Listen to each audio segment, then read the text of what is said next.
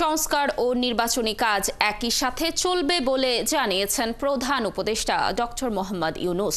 শুক্রবার সকালে রাজধানীর কৃষিবিদ ইনস্টিটিউশনে ঐক্য, সংস্কার ও নির্বাচন বিষয়ে 2 দিনের জাতীয় সংলাপের উদ্বোধনী অনুষ্ঠানে অংশ নিয়ে এ কথা বলেন তিনি। ঐক্যবিহীন সংস্কার কিংবা সংস্কারবিহীন ঐক্য কোনো কাজে আসবে না বলে মন্তব্য করেন প্রধান উপদেষ্টা। সংস্কারে রাজনৈতিক দল, ব্যবসায়ী সহ সমাজের বিভিন্ন শ্রেণী পেশার মানুষকে এগিয়ে আসার আহ্বান জানান তিনি। আর রাষ্ট্রপতি ও প্রধানমন্ত্রীর ক্ষমতার ভারসাম্য চায় বিএনপি বলে জানান দলটির মহাসচিব মির্জা ফখরুল ইসলাম আলমগীর। এদিকে কেবল প্রাতিষ্ঠানিক সংস্কার নয়, রাজনৈতিক সংস্কার পরিবর্তনের দিকেও নজর দেওয়ার আহ্বান জানান সংবিধান সংস্কার কমিশনের প্রধান অধ্যাপক আলী রিয়াজ।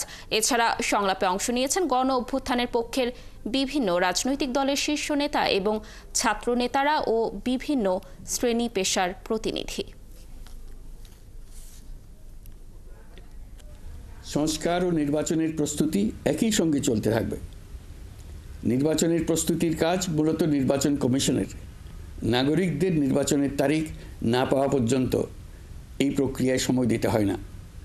কিন্তু সংস্কারের কাজে সকল নাগরিককে অংশগ্রহণ করতে হবে। যারা ভোটার তারা তো অংশগ্রহণ করবেনই, তার সঙ্গে যারা ভবিষ্যতে ভোটার হবেন তারাও সর্বাত্মকভাবে সংস্কারের কাজে নিজেদেরকে নিয়োজিত করুন।